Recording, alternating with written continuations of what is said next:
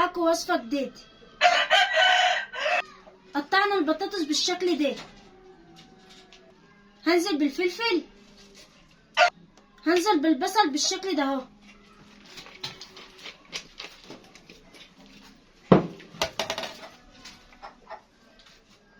شوية بابريكا، مرقة دجاج سايب، نترة فلفل اسمر بقى. هنحط ملح ابيض بقى. هنزل بفصين توم. هقلب المكونات دي مع بعضها.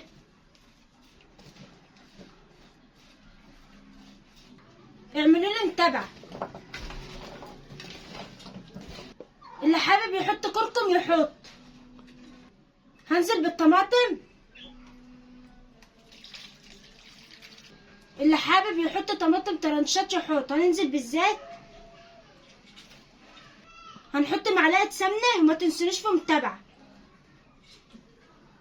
هنحط حبهان، ورق شجر، بنطرة مية. شايفين الجمال؟ تعالوا معايا نعملها على البوتاجاز. ما تنسونيش في متابعة. هنسيبها تستوي. شايفين الجمال بقى؟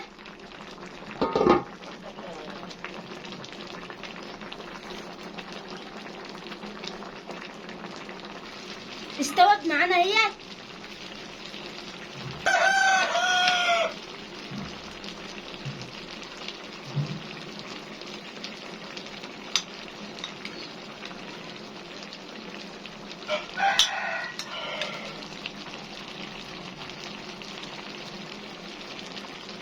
طعمها جميل. ما تنسونيش في متابعة.